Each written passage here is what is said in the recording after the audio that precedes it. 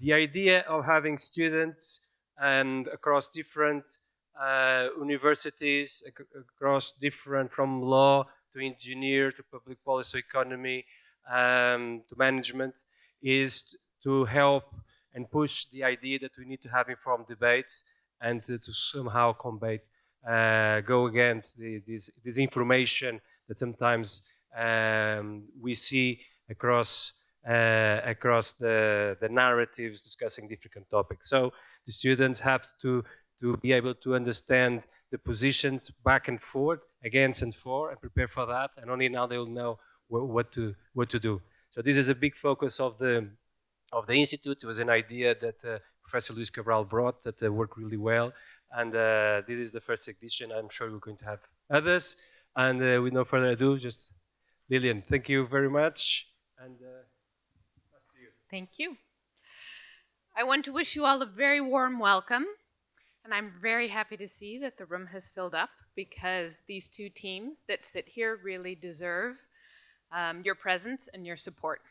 They have debated with spirit and with heart and with intellect over the last couple of months.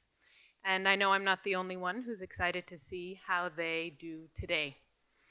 Briefly, to recap the flow, they know the motion. They do not know whether they are arguing pro or con yet.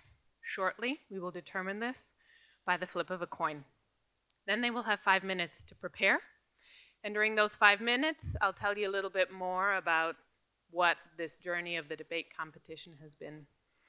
After the 5 minutes are up, the pro team will start, and each team has 4 rounds of 4 minutes to debate.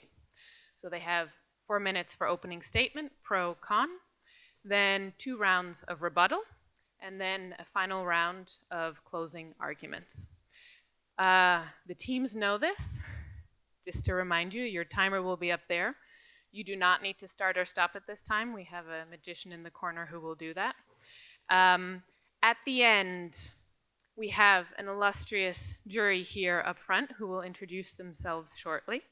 They will provide feedback. Each person will provide feedback. I'm going to time it at 4 minutes. About the teams, about the performance, about the overall debate, and then the jury will retire and consult and decide who is the winner in this national debate competition. I think that's clear. Any questions? We will start with a round of introductions. I would like each team member to introduce themselves, say your name, what your degree is, what university you're affiliated with, and then we'll have the same thing for the jury members. I would ask each juror just to introduce themselves very briefly, and then we will do the coin toss. Okay, I'll start with you, that I know is the awake. Yes. Thank you, everyone, for your presence. My name is Mahdia Irfani. I'm a medical student at Cattolica Medical School. I'm originally from Afghanistan, but I live in Lisbon right now. And I'm so happy to be here today. Thank you. Hello, everyone. Happy to see you today. My name is Sami Zadlu. I'm a third-year medical student at Cattolica Medical School. Thank you. Hello, guys. My name is Sheroz Khan, and I'm from Nova Medical School. Basically, I'm from Pakistan and studying medicine here. Thank you. Thank you. Welcome, everyone. I'm Diogo Vikerhö. I'm Portuguese and Swedish. I've studied applied mathematics as a bachelor's, and right now I'm enrolled in a master's in management in Nova SBE. Good afternoon, everyone. Thank you for having us. My name is Hannah Pence. I study public policy at Nova SBE, and I have a background in economics, and I'm from Germany. Good afternoon. I'm happy to see so many people here. I'm Anna Tretter. I'm also German, have a background in economics, and I'm also here at the public policy degree in Nova SBE. Good afternoon to everyone. I'm Alberto Sanvini. I came from Italy, and I'm very grateful to have the opportunity to be here today. And I study international development and public policy here at Nova SBE. Thank you. Good afternoon, everybody. I'm Francesco. I'm a classmate of my group members. So I'm also here a student at Nova at International Development and Public Policy, and my background is international and diplomatic affairs at University of Bologna. I'm also Italian. Thank you. Thank you very much. So there you have our teams, and I will pass on the microphone to our jury.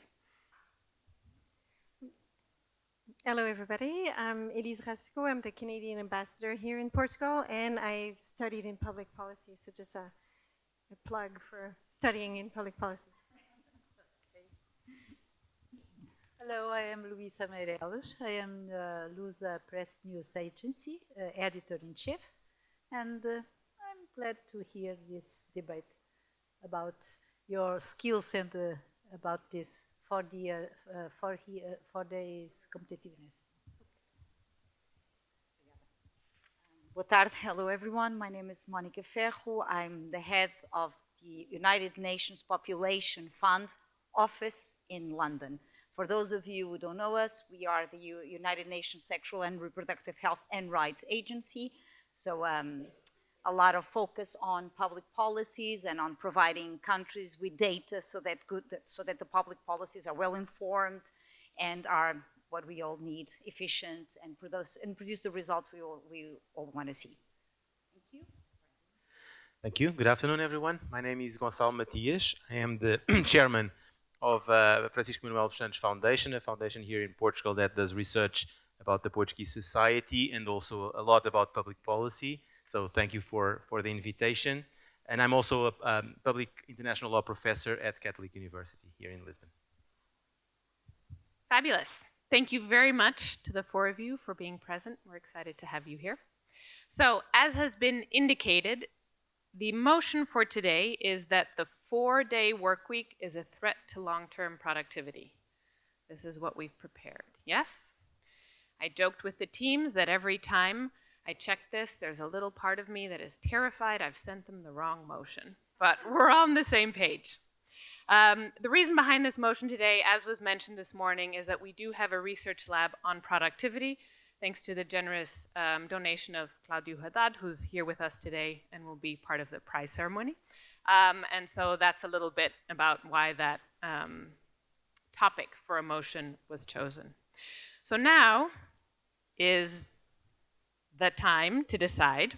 The way this is going to work is I'm going to flip a coin, and whatever faces up is the pro team, and they go first. So the teams will pick whether they want heads or tails, and then whatever, if tails is up, that team is pro and starts. If heads is up, that team is pro and starts. So I'm going to start on my left. Heads or tail? Heads. Do you accept tails? Okay, so otherwise you have to duke it out already. So if heads is up, and this is a convenient coin that actually has the head of the King of Spain on it. If the King of Spain faces up, you are pro, you start. If the numbers face up, that's tails, and you start. Yeah.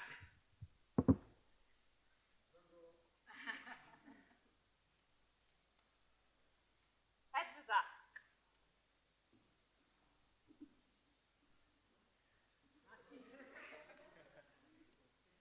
So if we could start the timer for 5 minutes. The teams have 5 minutes to prepare. And so the rest of you don't get bored, and they just have to tune me out. I wanted to provide you a little bit of context to how the debate competition has gone since the beginning. So applications went live in November, December last year. Criteria for applications, also for anyone in the audience who will still be a student next year and might want to participate, this is your heads up. Criteria for application were diversity of teams, so not just diversity in studies, but also university, nationality. You needed to submit a letter of recommendation from a professor or a mentor, academic rigor. Those were all criteria that were taken into account. And from the pool of applicants, we chose 16 teams. They started debating in first rounds, and then we progressed to quarterfinals, semifinals, and this is the grand final. This morning, we actually had the debate for 3rd and 4th place because there is a prize for 3rd place. All 4 teams that have made it to these finals did an excellent job, and I'm happy to see that some of you are still in the audience, so we will see you later. Among this cohort, just to give you some idea, so we had 16 teams, total 63 students, from 5 different universities. This was a national competition. It is a national competition. So 5 universities, including from the University of Coimbra. Those teams got a shout out for those that traveled furthest.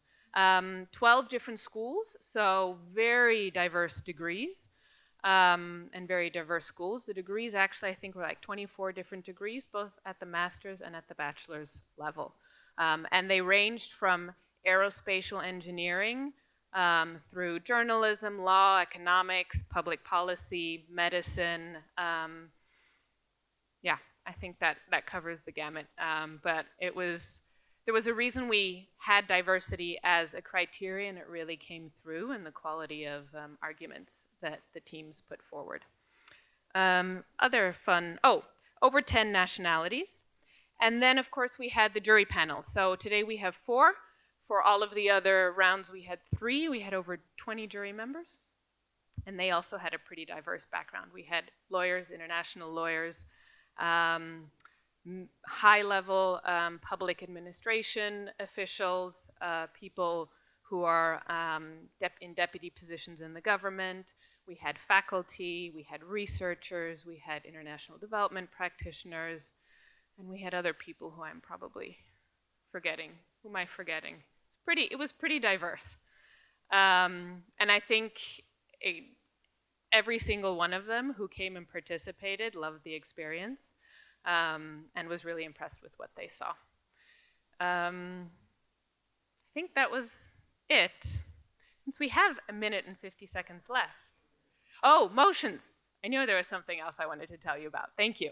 So motions were also really diverse. And I told this to the teams, and I'm going to emphasize it again. The assignment of motions was completely random. The assignment of team pairings was completely random, up to the point when they started to become eliminatory, of course. Well, they were still randomly paired. Motions were also very different from whether electrical vehicles are good for the environment, public and private sector involvement in the public healthcare system. Businesses should be closed on Sundays. Yes, small and medium enterprises should have a tax break over large corporations. Smartphones in schools should be banned. Tuition fees for higher education should be scrapped. What did you debate? Oh, right, this morning, taxing AI. Governments who use AI to substitute human work should be taxed. I like that one. Any others that we missed? Standardized testing should be scrapped. That was another one, exactly. Sundays, yeah. So that gives you an idea of what the debate competition was all about. Applications will likely open next year in October, and we hope you either come back, for those of you who participated this year, or pass on the word to your friends and apply next year, because it's really a great experience and it's been fun for all of us. Thank you.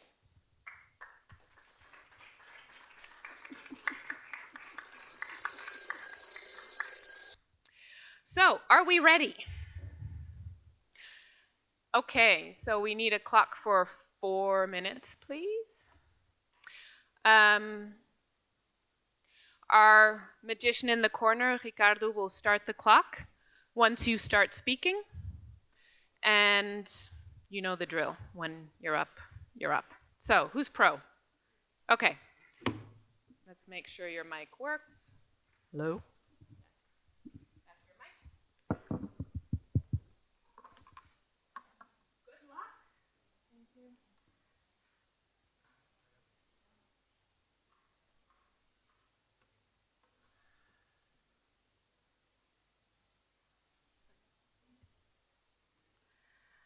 Honorable judges, respected opponents, ladies and gentlemen, good afternoon. Today we stand here strongly to support the motion that the 4-day work week is a threat to long-term productivity.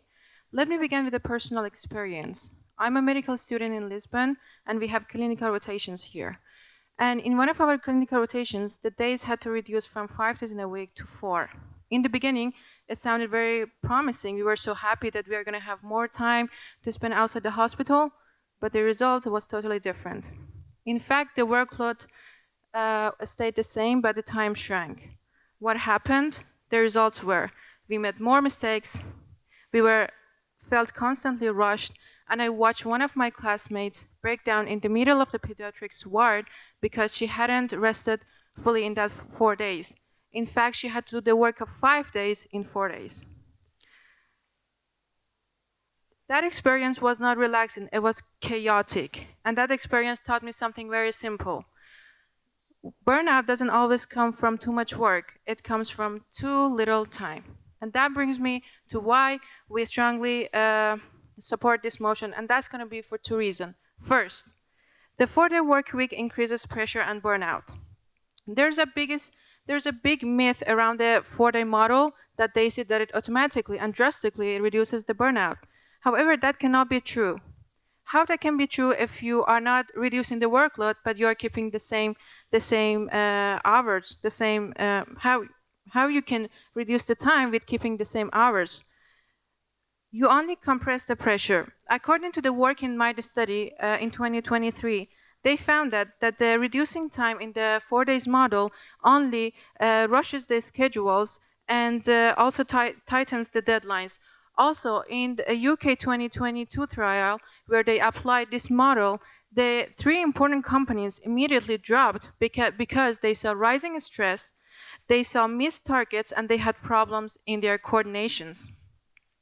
Also, the CIPD, which is the UK heading the biggest HR body, they also applied this model for a short amount of time, and they reported that 67% of their managers saw increase of pressure and burnout and signs of cognitive strain amongst their employees. Here we are talking about productivity, but what is productivity? In simple terms, productivity is to do a good amount of work with high quality. But what the 4-day model is suggesting is not giving us high quality. And that's going to be disruptive, not productive. Also, second, client-facing industries can't afford to go 1 day off. The 4-day model might work in tech companies or in private offices, but that cannot work in the demanding markets such as healthcare, such as retail, logistics, and banking. Your customers are not going to wait for you just because you have a day off, because they have paid for their services. According to 2023 Forbes study, they found that with the 4-day model, the work week only shrinks, but the demand from the customers, it doesn't. Clients are not going to disappear just because you have a day off. And I'm sure everyone in this room has experienced at least once in their life facing the problems with the service delivery and how frustrating that can be. For example, imagine you have internet problem and your internet has crashed, but the service delivery is not working, and that's going to jeopardize your meetings or your exams. Or for example, what if your delivery driver is not available, but your medication has to arrive, and that threatens your life? So with less availability from the market, the trust will be lost, and without the trust, you're not productive at all. And we strongly urge you to support this motion. Thank you.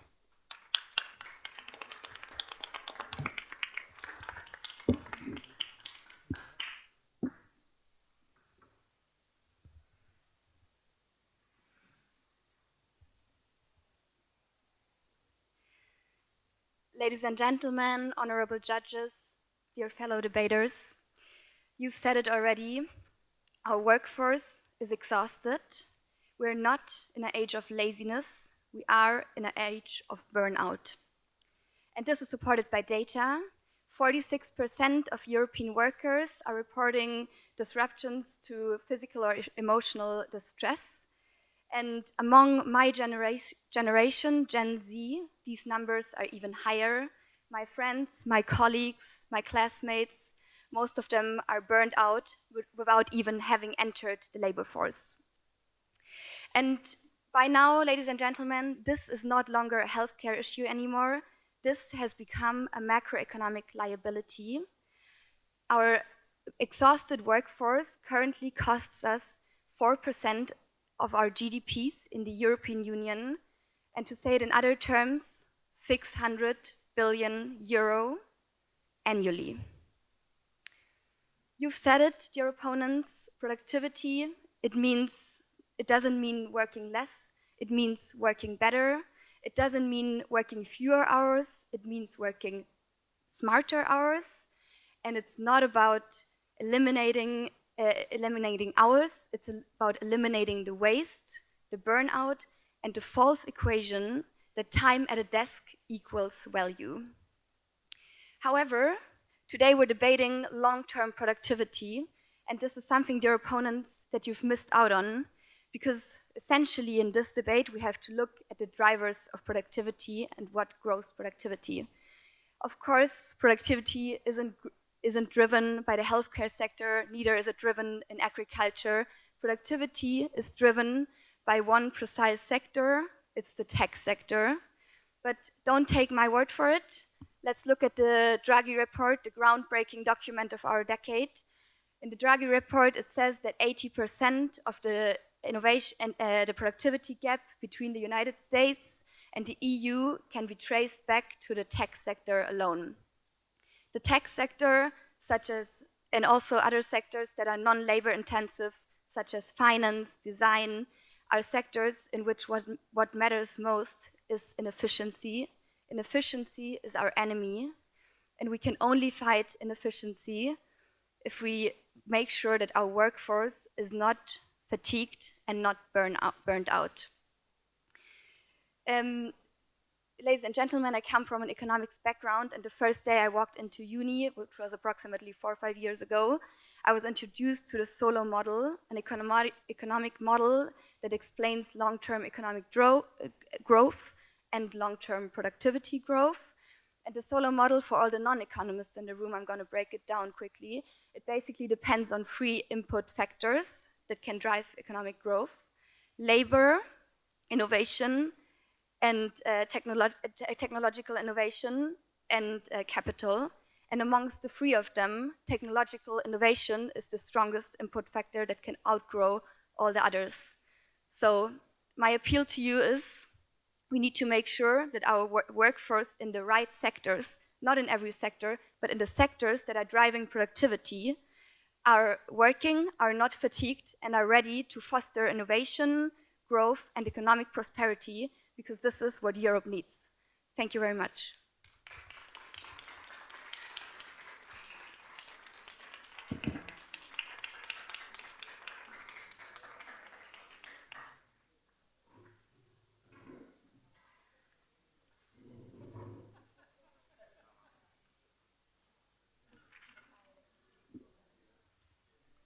One, two, three. Dear judges, ladies and gentlemen, and our dear opponent, I want all first think about this scenario. Imagine you are on board on an airplane and you're chilling on your seat. Then the pilot comes and say, "Ladies and gentlemen, welcome on board. We are going to fly today with 2 of our engines shut down because we want to be more productive. We will promise that you will get to the same destination." That is what our opponent is bringing to the table today. The solutions they are offering is that we are going to get to the same destination with 2 engines shut down. If they're going to control the safety, I'm not sure. If you feel safe on that airplane, I'm not sure about that. Let's talk about the statistics here. What is missing from the opponent's side? So France tried a trial with 35 hours. They reduced the hours in 2004 in OECD. And what they showed to be 3.7 less productive than the other models after 3 years. What we saw was that also in the European Society of Occupational Health, they remarked how it would influence health. What was shown actually, burnout was 17% more occurring among people there. It was in the 2023, very recent study actually. And that goes with a specific psychological principle, which is Yerkes-Dodson law, which says when we have chronic stress, we make less things over time.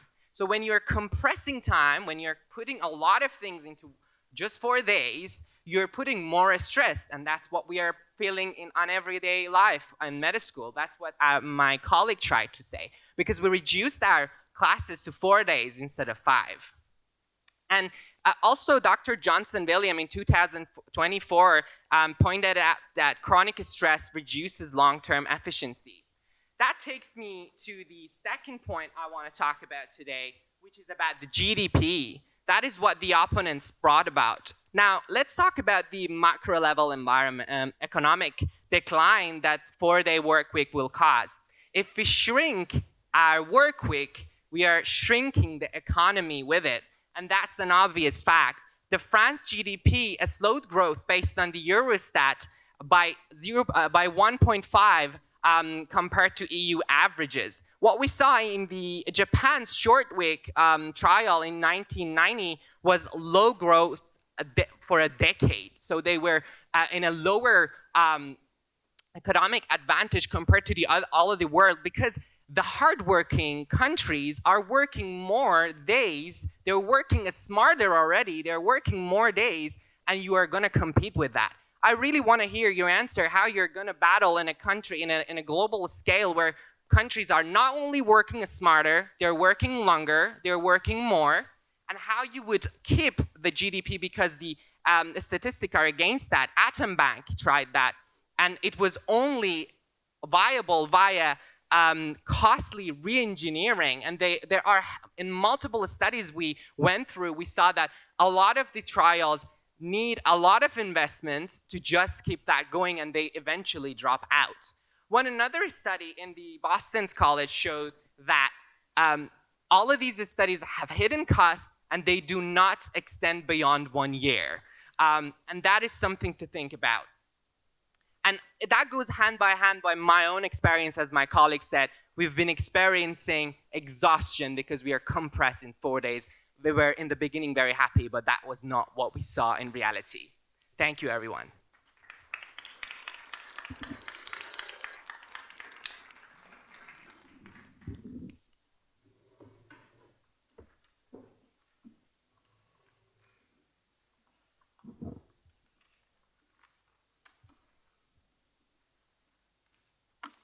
Good afternoon to everyone. Let's take a step back to the motion. We are here to discuss productivity in the long term. So let's address the big elephant in the room, AI. AI that is already changing the way we work. AI that is already changing the way we study, and especially the way we think about time. I think every one of us experienced how AI tools are helping us to do tasks that used to take hours in a few seconds. This is a generational shift that forces us to focus on more human tasks like creativity, judgment, strategy, and communication. And this shift is going to be increased and is going to increase in the future. Let's, for example, look at in a study conducted by United Kingdom think tank, which found out that AI will reduce work time up to 23%, the equal amount of output produced by 6 million workers, 6 million, more than the entire workforce here in Portugal. So,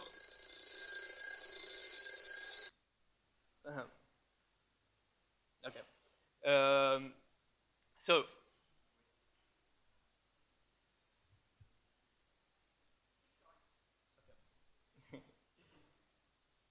let's go back to productivity. This shift is not a threat to productivity. It's a transformation of it.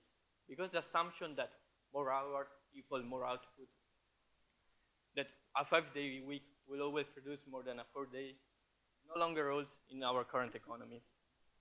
And this is not just a technological shift, it's also cultural.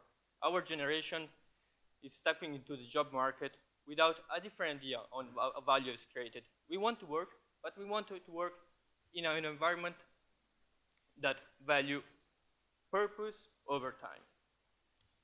And in this context, this policy is not just a possibility, but is a necessity.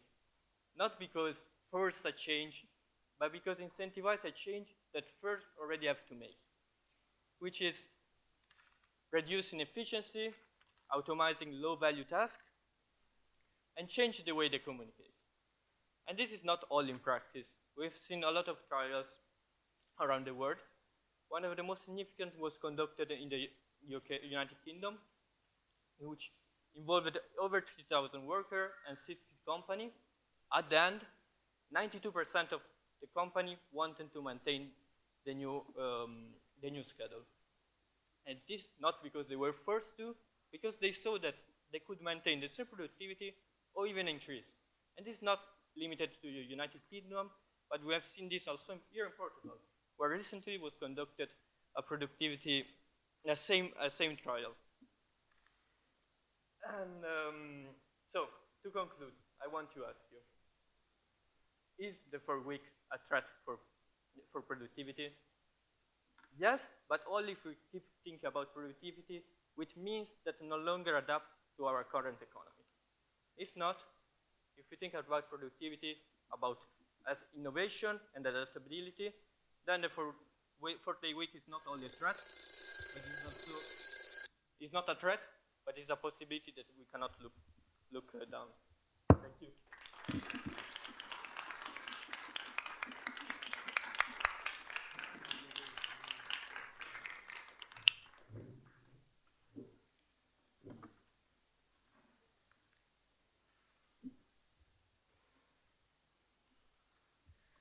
Okay, so you talked about AI and creativity, but you forgot about the equality and equity, which are even more important than AI and creativity.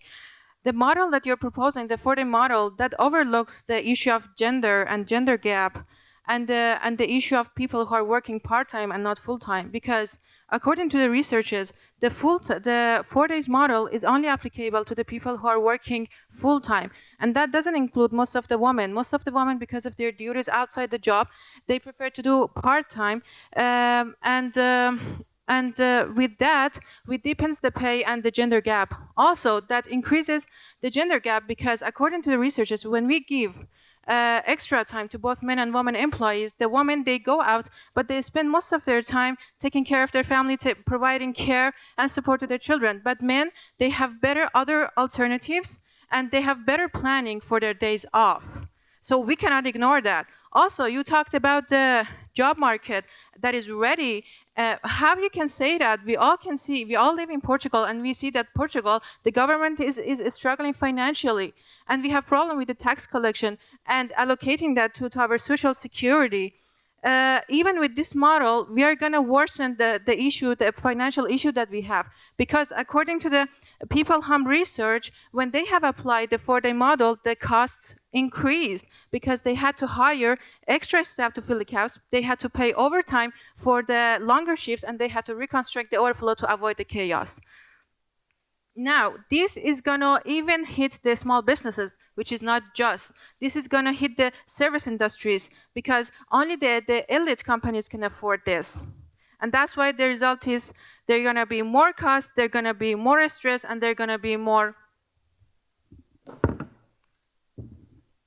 What you just saw is a phenomenon called fragmentation. That happens when you shrunk the timing from 5 to 4. I'm sorry we've made you excited and maybe surprised, but that is what they are offering. Yes, you will go to hospital one day and you will see that your doctor switches just like that because their shift is over. And that's the reality you will face if we change the policies. So the policy is something we will face on our daily basis. We just run an experiment in front of all of you, and that's what will happen when you go to the hospital. I want to back that by a couple of experiments. That's what happened in Utah's. Utah's offered a different strategy or a model. They shortened their working time from 5 to 4. What happened was exactly how you responded. People were confused. They didn't know what is the working time for this office, what is the other one for the other, and the demand stayed the same. Our opponent brought up AI, and we are well aware of the technologies that are advancing, and that's actually what is supporting us, not your side. I'm saying that because our workers need to train.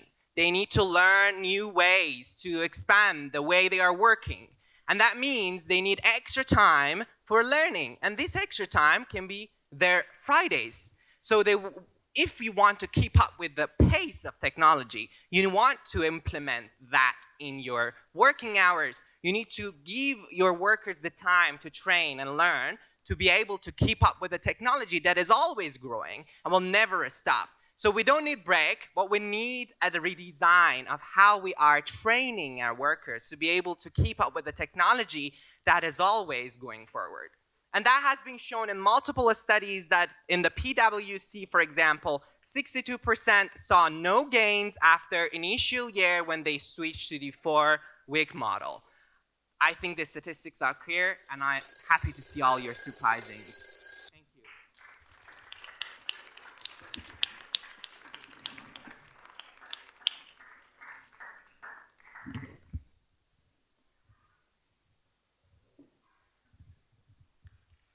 Ladies and gentlemen, good afternoon. I'm very glad that the 2 case studies from France and Utah were brought up. And now I'm going to tell you why they are very far from what you're trying to present. First, the case of Utah is a public sector example. And of course it worked because it doesn't respond to market dynamics. In fact, yes, people were disillusioned by the reduced time of services that was provided by the office. But the office could be kept open because it's a public service. And I let you imagine what would have happened in a market-oriented situation. The case of France, well, because the policy was not aimed at increased productivity, but it was aimed at decreased unemployment, which is exactly what the policy is not aiming at. It's aiming at keeping the same amount of workers and make them more productive. But let's go back. I want to touch another point, which is the psychological benefit of this policy. In the UK, apart from the productivity gains, there was a consistent reduce in sick leave days, 56% drop. And why is this relevant for the UK? Because the UK is cursed with sick leaves. On average, every worker in the UK accumulate 8 days on a year. What does it mean? That many companies are already experiencing the 4-day work week, but it's not for increased productivity. In fact, due to this insane amount of sick leaves, the International Public Policy Institute in the UK, they estimate that there are 100 billion in losses. So let's go back to what's the main idea of this policy. This is a visionary policy. Imagine how many visionary policies that today we take for granted. For example, minimum wage in Germany were so criticized at the beginning, but then today they work. Or they do not work uniformly, but in some contexts they work. And that's what public policy is about. So the idea is really to bet on people and to get them more motivated and engaged. And that's how you get the best of the productivity out of them. I want to bring you another very strong example of why this policy works. Let's go to Japan. In 2019, Microsoft implemented this policy, and they saw a 40% rise in productivity and 92% increase in satisfaction. But why Japan is a particularly compelling example? In Japan, they have this phenomenon called karoshi, which is death by overwork. They even have a name for it, and it's legally recognized. So you understand how this toxic working environment is really eroding our productivity. And then if you think that Japan is too far from you, I'm going to bring you my own example. My mom has been working her whole life from 5 to 6 days, 8, 9, 10 hours per day. Since I have memory, I've been seeing her leaving in the morning at 8 and going back at 8 p.m. And I know, I come from a South European countries like most of you. And maybe you can relate this as parents, that high working hour is always a difficult topic to tackle. So you want to have the best added value from your people, give them what they value the most. Give them time for their family and time for the individuals. I want to close by asking this to our opponents. If this working environment is the one that full sick leaves and burnout, which, as I show in the case of the UK, are the main undriver of productivity, why would you keep it? Thank you, everybody.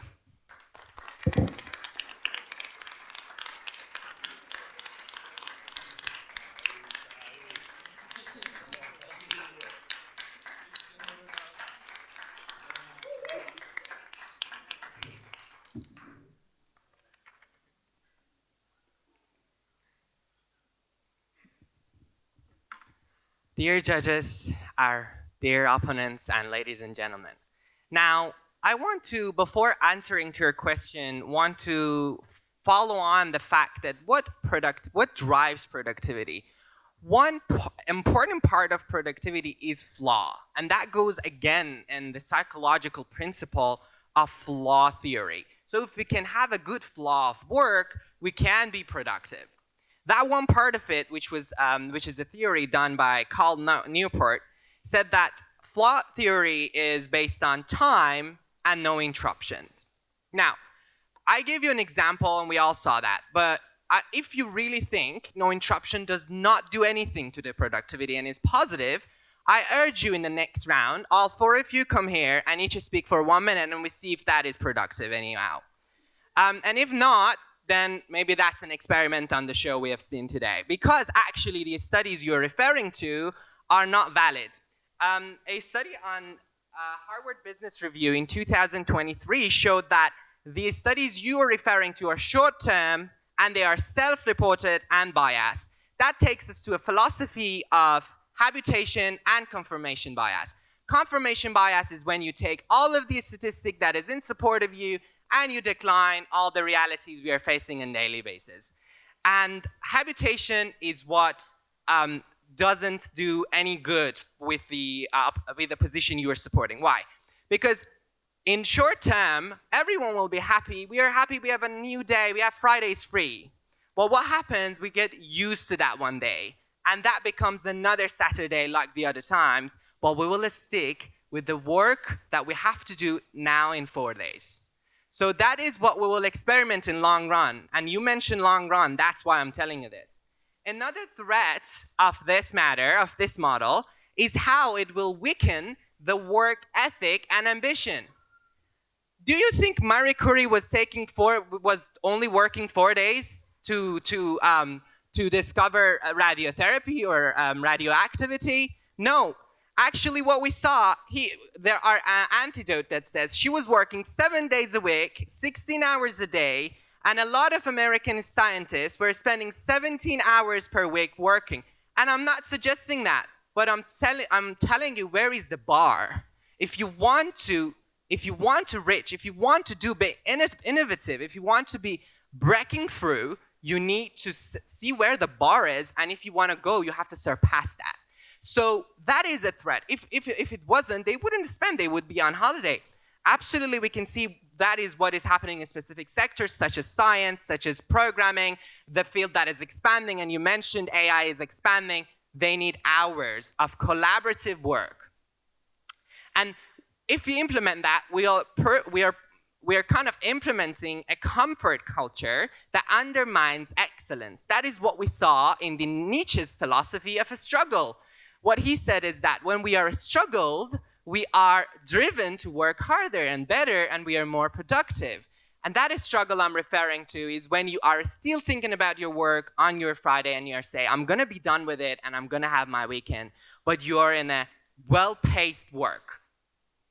Now, the last matter that I want to say is that how collaborative and training is also an amazing, important part when it comes to that. And Maria Silva reported in the 4-day model, there were harm to the brainstorming and training costs surge. With that, we are taking to the ending of our debate, of our side's support. And I think with the statistics, we have shown you where the true side is standing. Thank you.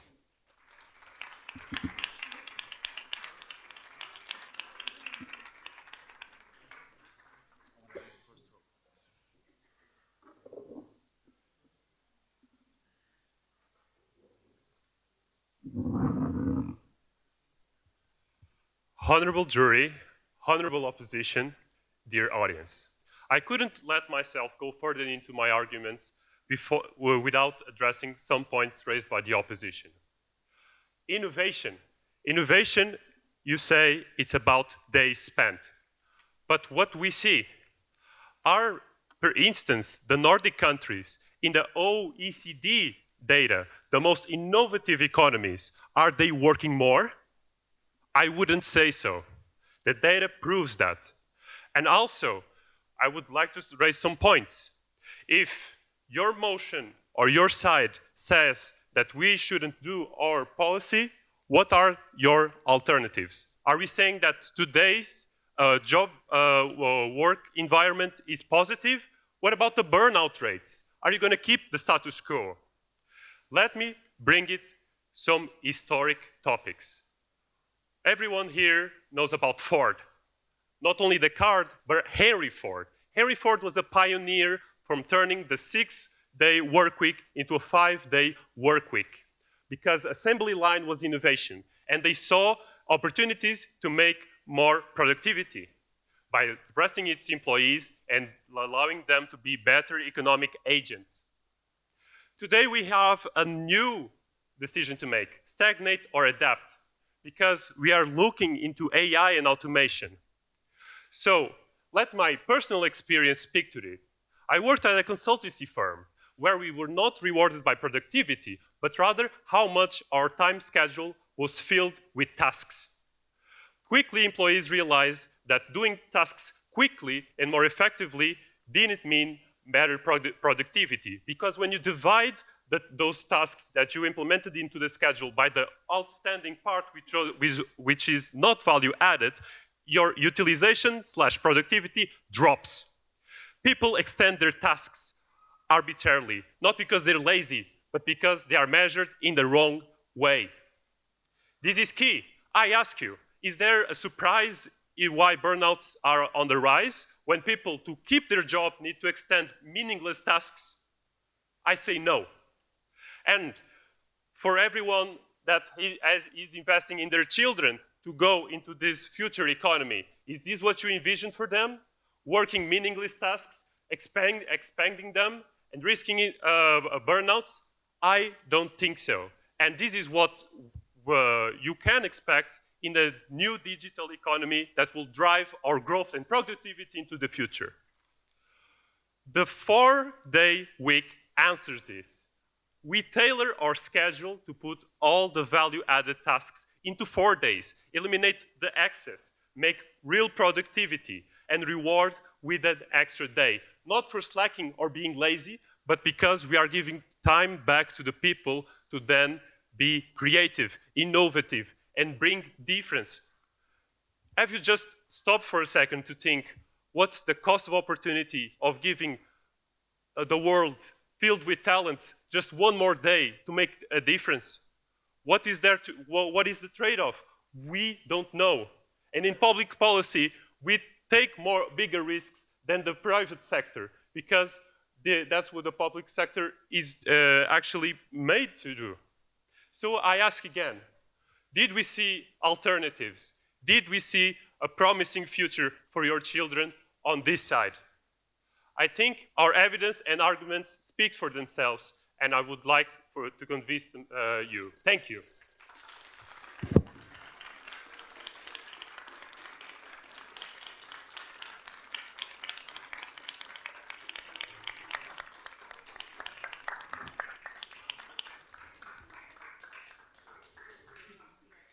And there you have it. So, before we move on to jury comments, can we please have a big round of applause for both teams?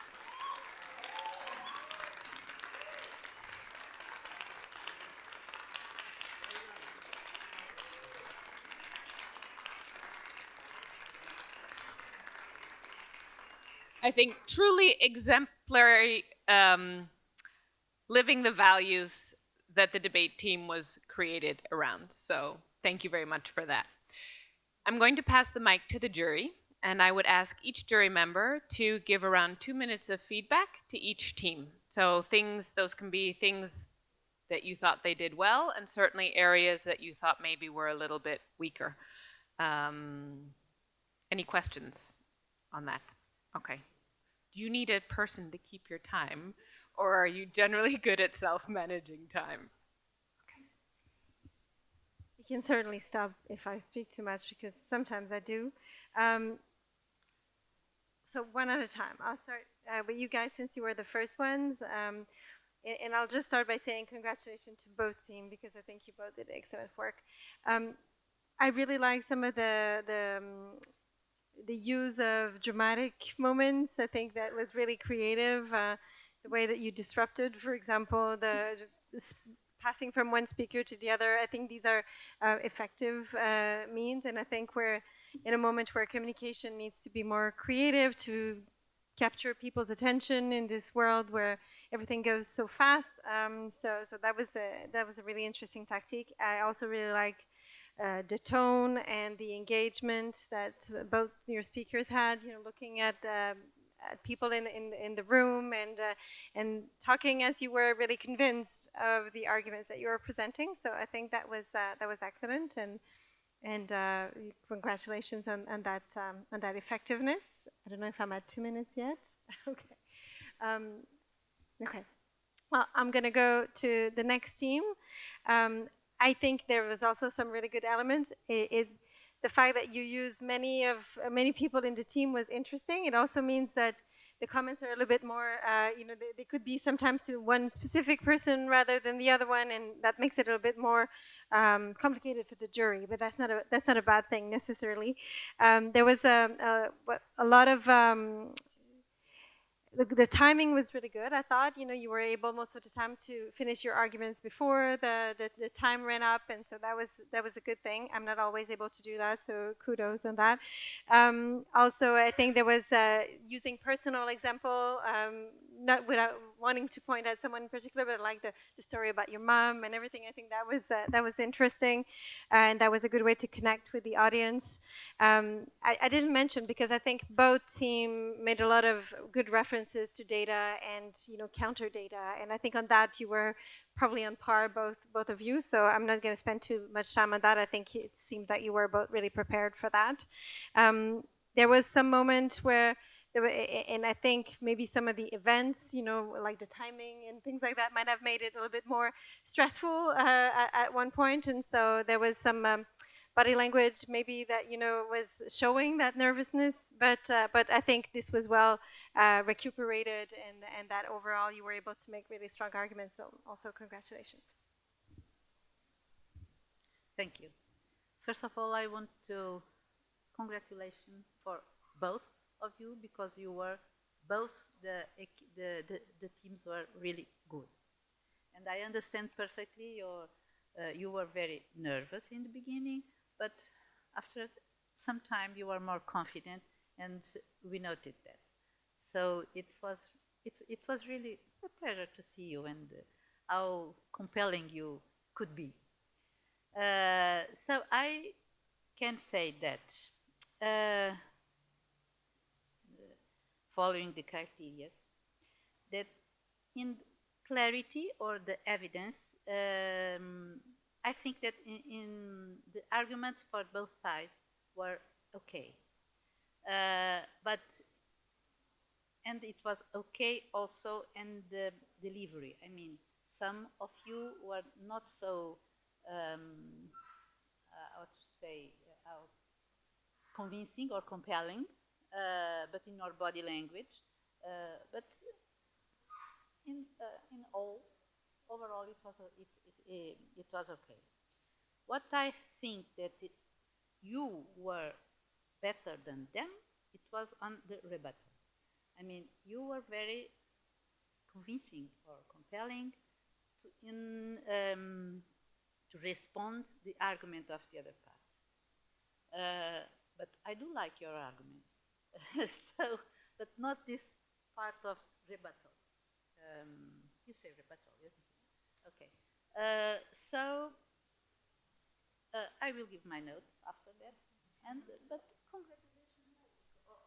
But it was very good. I really enjoyed to hear you. For me, it was fantastic. Thank you very much. Thank you. I'm just going to echo what Louisa said. I think it was, on top of everything, it was good fun. I think, we didn't see time passing, and I think you didn't either, but they kept, but keeping time was good. I'm not capable of doing it. It's one of my many talents. It's speaking too much. I call it a talent. I'm Portuguese. Let's do it this way. No, I've liked it. I've enjoyed myself. I think it was interesting because you took different approaches. You really betted on being creative, being disruptive, and I think you made it very personal, and that was very clear from the onset. The examples you were giving, the language you were using, you were going to the emotional tools, even the fact that you made references to gender and the work in part-time. So you really tried to touch all the possibilities when it comes, to the effects of what you thought were the consequences of the 4-day week work, and I think that you had fun. But I'm partially biased because I always like to be against any motion. I think we have more fun when we are trying to not support something, but trying to find the loopholes or the sticky points to it. And I didn't misread you, right? You had fun doing it, right? That was very clear. And the dramatic exit, that was really, really nice. I think that in that sense, you had a tougher job because you had to you had to come up with a proposal that was convincing on an issue that I thought we are kind of all convinced, right? What's there not to like in the 4-day week? And I think that you really made excellent points with evidence, by trying to show, the examples you provided with, you tried to go to the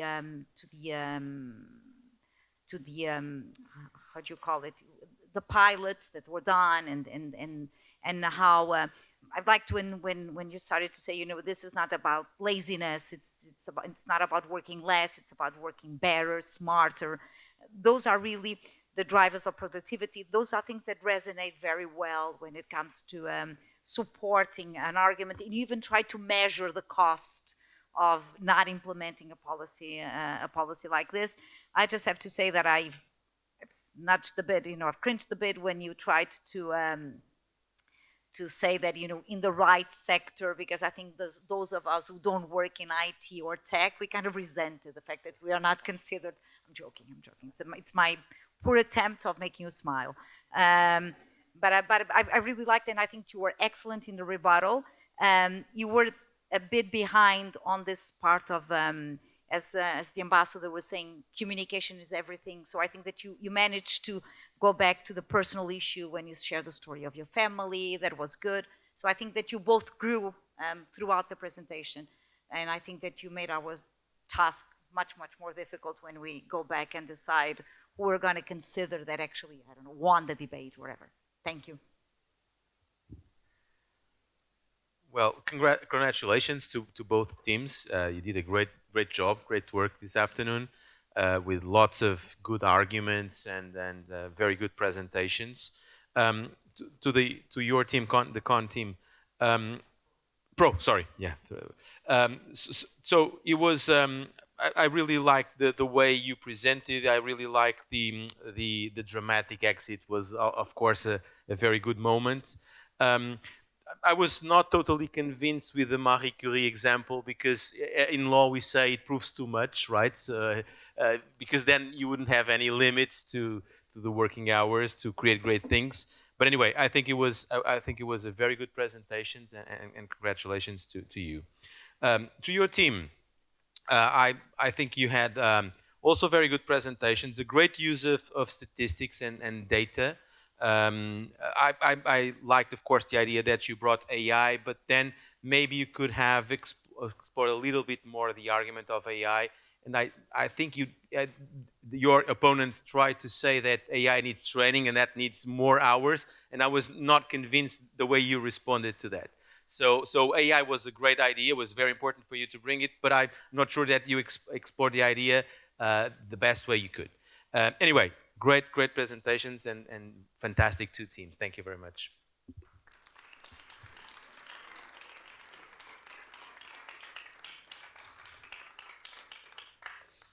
Thank you very much to our jury. Can I invite you to leave the room? Philippe will accompany you and answer any questions and act as your secretary, because you do need to come to a conclusion. You do need to make a decision. For the sake of the audience, I wanted to clarify what criteria the jury has, you can go. In case the audience is curious about what the criteria is that the teams have been judged on throughout all of the rounds, there's been 5. The 2 more heavily weighted are clarity and evidence use. Then there's their capacity for rebuttal, which has consistently been the thing that I think all teams have had to grow into. We're very good at downloading information from smart sources online and then getting up and making our statement and making our speeches, but really listening to what the other side is saying and being able to respond to what they're saying, unsurprisingly in this day and age, is a lost art, and that's been really something that all juries have looked at and provided feedback on. And then the final 2 criteria are persuasiveness and delivery, and they're sort of weighted in that order that I just presented them in. So that is what the jury is going to be deliberating on, and I'm curious to see what they come back with. Any questions while we wait? Yes?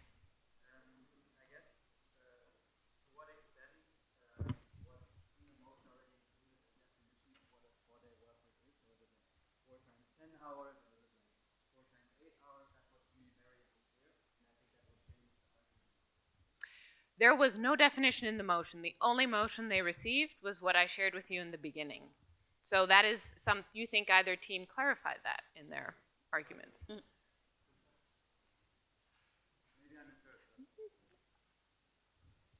I think I agree.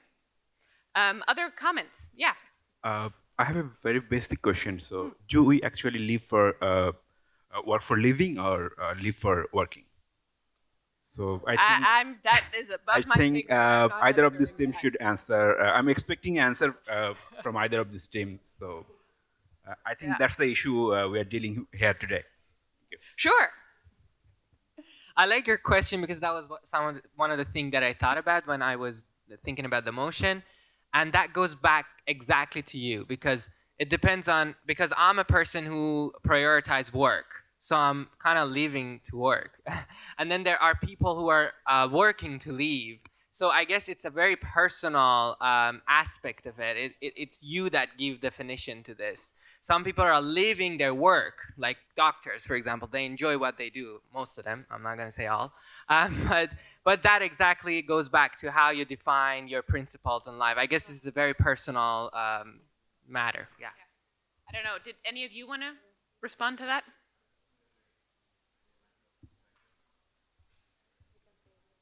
I just wanted to say, yes, it's really, I agree, it's totally a matter of perspective too. So at the end, everything is relative, so I don't know at the end if the 4-day work week is suitable or not. Yes, we have a comment or a question back here. Are you okay with this impromptu back and forth? I think it's a good furthering of your debate skills. The jury can't hear this, but I thought it was interesting that the team that only has 3 members was the one defending the one about like less people having to do the same work, because if you have less time of work, you need more people, or that's one way to do it. And I have to admit I laughed a bit at 2 examples that you gave. One was Marie Curie, who was literally being poisoned while at work, right? That's one of the causes of her death. And another was the engines of the plane, because I had it in my mind, but I used a bit of AI to check, and most planes nowadays have only 2 engines.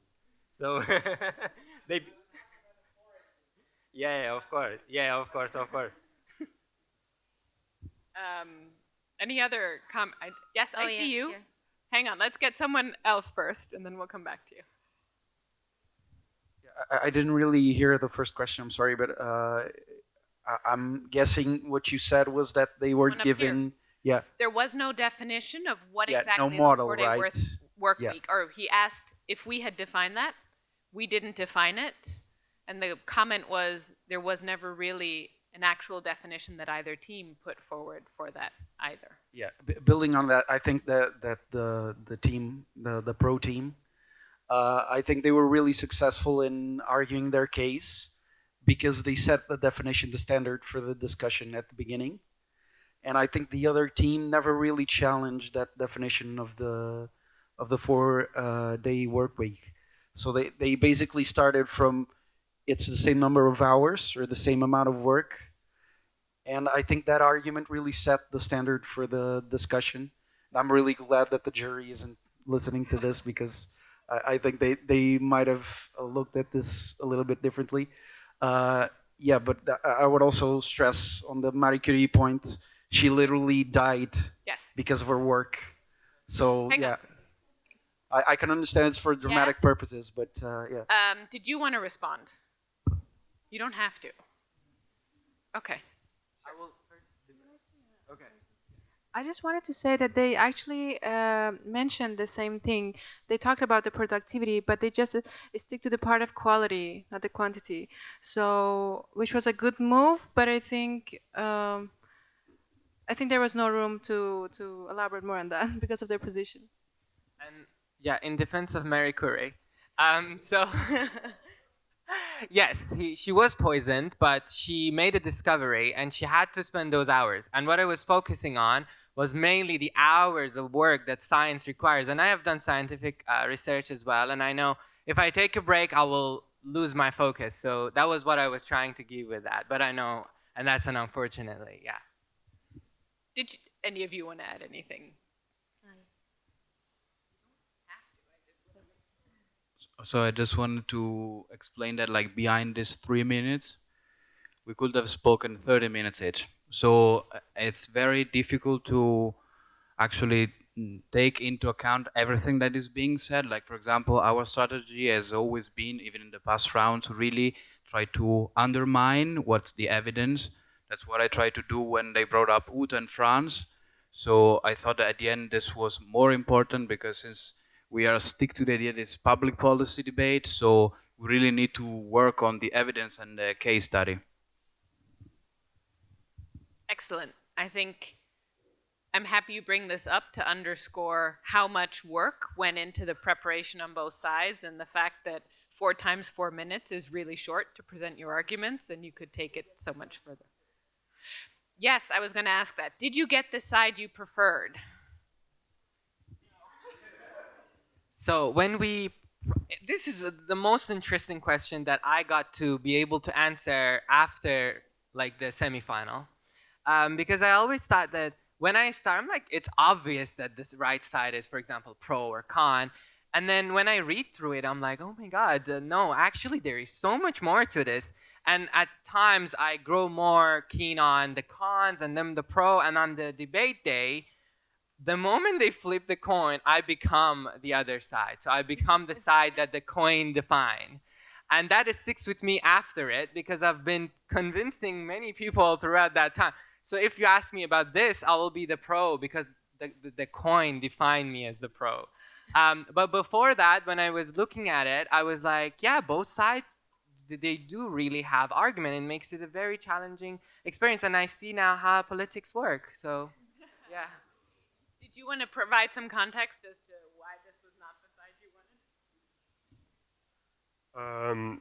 Okay, so personally for our group, I think we got, in our huddle, I guess we would say that majority we didn't get the side yeah, but not something that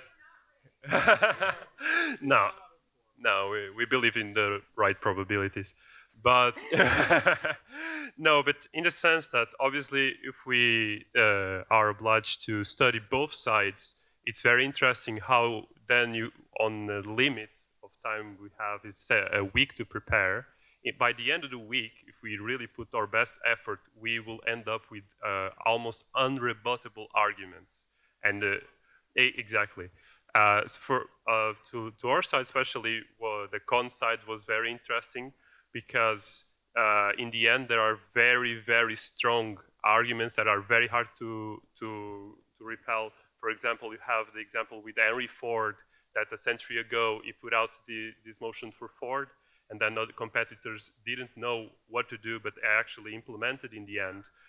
And then only when it was a practice, government signed into law.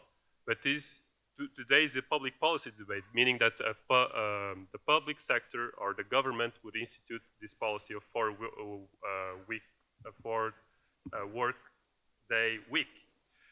But in the end, a century ago, it's not the same example because it was a bottom-up approach, not a top-down. So, and spontaneously, companies are not adapting this right now. So it's an interesting case and a lot more to it. Thank you. Thank you for that discussion. So, do we have a winner? We have a decision. Wonderful. Who is providing the announcement so I can pass the mic? And I would just ask that you provide a little bit of context to how you got to your decision. Yes? Okay, so I'm the one who has to give the good news and the other less good news, because the news are great. Of course, you both did remarkably well and really made our job more difficult. So we thought that with different styles, but both presentations were creative. You went through the resources that were at your disposition. You used the right language, the right technical approach, provided multiple evidence of what you thought was the relevant avenue to support your motion. So when it comes to delivery and persuasiveness, you kind of got a tie. So we appreciated both styles, and we thought that the arguments were compelling, the delivery was well done, and also we saw that your attempt to engage the audience, by the way you presented yourselves, by calling our names, by calling the audience, by looking around the room. Those are excellent techniques when you need to do a presentation, kind of what I'm trying to do now by doing this. So that on that you did really well. And according to the matrix that we have here, actually the points that counted the most were the clarity, the evidence, and the rebuttal, how each team did in any of those. And it was due to the product, or it was really the product of this matrix, that we decided that the team that scored slightly above was your team. You provided more, the evidence was more robust, the rebuttal was almost taken point to point, and also the arguments were easy, well organized, and with a logical reasoning that was very good for us to follow. You also did it, but we thought they did it slightly with more evidence and more, and with a bit more quality when it comes to this. You had a tough job. We knew that, right? It's very hard to argue against something that became so popular in the economics narrative and something that resonates very well with the audience. So I think that you are to be congratulated. You get a slightly bigger congratulation. Thank you.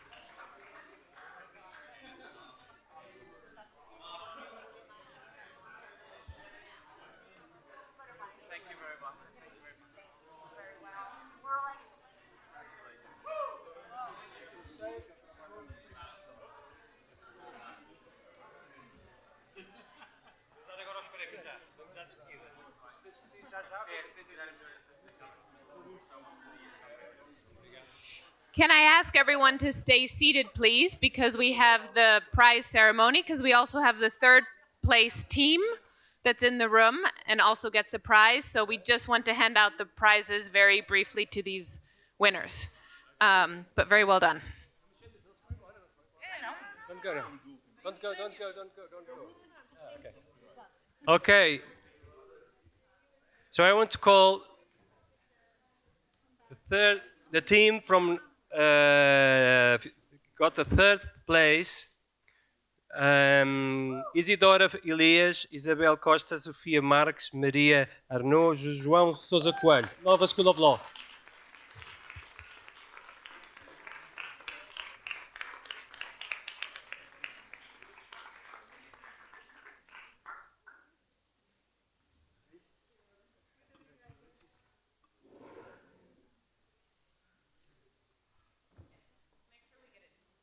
Get the picture.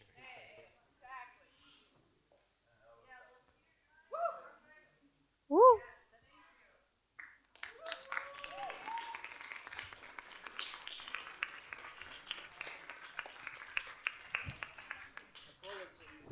I'm not going to say your name correctly, okay? But I mispronounce. Huh? Okay. For the second place, I'll call out Dean Pedro Oliveira to present to the team comprised by Sam Izadlu, Dia Erfani, Shero Khan, and I apologize for the mispronunciation.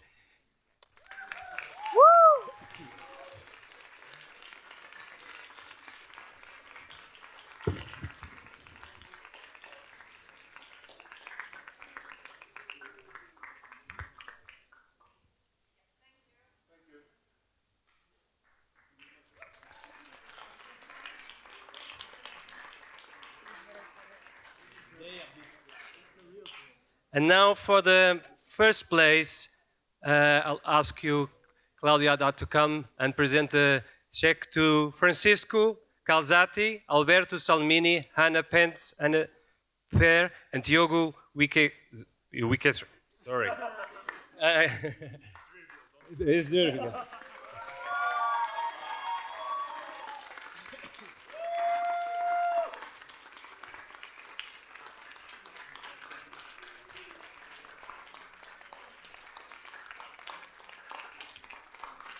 Agora é o Pedro, não é? Queremos fazer o Pedro.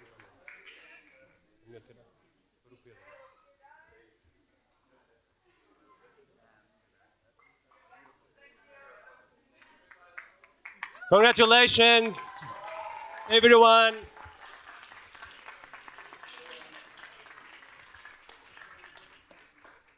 I also wanted to say a big thank you to Professor Ana Gouveia. Yes, she really, if you're talking about policy, a pay raise is required. She supported us in the first place, and she was really available and present every time we needed. So thank you very much. Thank you.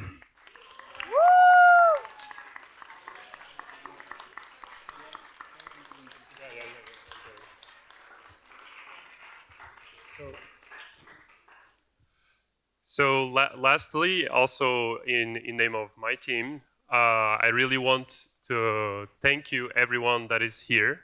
I know many faces from whom we ask to be here, and I know, and I say this on part of everyone that is from my team. I think this really contributes to also this effort to be replicated into the future. I think talking about contentious issues only is better for our university debate, and being free to discuss what is needed to change the world. And we couldn't do it with our esteemed opponents and participants of this debate. They really put us in our heels a lot of times, and we can say that for a fact. So you're amazing, and thank you for being with us today.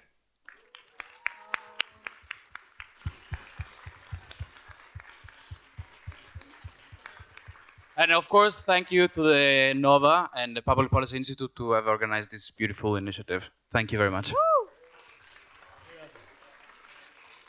Okay. Now let me invite our Dean to have some words to wrap up the day. And you're the last thing between this and the reception, right? Okay. I know. I'll be very brief. What a day. Thank you so much, everyone, for being here. It was a fantastic day. There are a few people that I would like to mention and thank because this has been remarkable. Let me start by thanking the members of the jury. Let me thank Ambassador of Canada to Portugal. Thank you so much for being here. We are here at the Westmont Institute. You probably don't know this, but the Westmont Institute resulted from a donation from the Westmont Group, which is a Canadian group. So thank you so much again for being here. Also, thank you to Luísa Meireles from LUSA. Thank you, Mónica Ferro, for being back again. Thank you, Gonçalo Matias from the Fundação Francisco Manuel dos Santos. Thank you, dear Claudio Haddad. Claudio has been a long-time friend and a very strong supporter of this school. If you are students, if you are faculty here, you probably have recognized his name in several of our initiatives, like the Haddad Entrepreneurship Institute that we are actually celebrating after this. Today is the 3rd anniversary of the Institute. And more recently, Claudio Haddad and his wife also sponsored us with the new Productivity Lab that was associated to the event here today. So thank you, Claudio.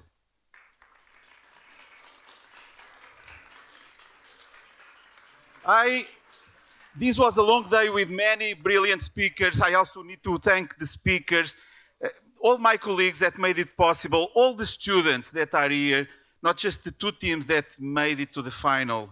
And I couldn't help but notice that the Nova SBE students are the ones that want to work less.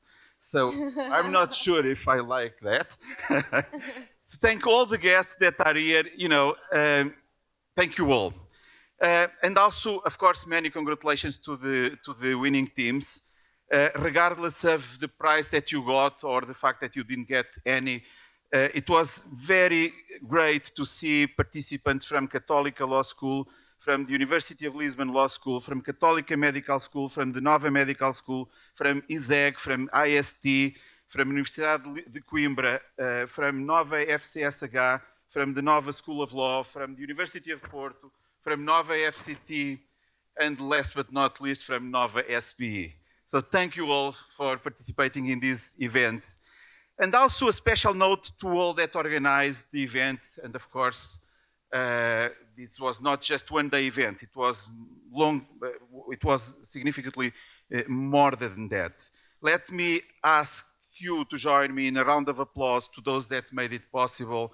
And I'm thinking about Lillian Lemon. Where is she? Lillian. Woo! I'm thinking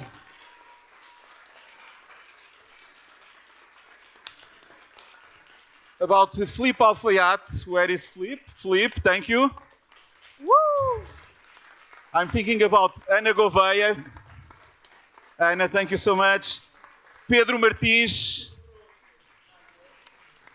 And certainly last but not least, Luís Cabral. Thank you. Thank you all. If you allow me, I also would like to thank Luísa Costa. I don't know if you know who she is. She's over there. She has been doing our graphic recording. Thank you.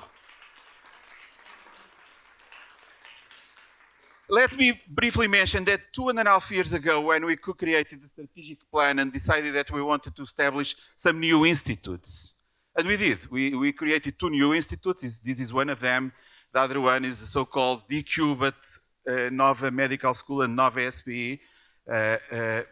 We didn't think that an event like this would be possible in such a short period of time. So thank you again. I think you are making our dreams come true at a much faster rate than we ever thought. So again, thank you for making this possible. Please count on more institutes being created at some point soon, because we need your energy as well to make them happen.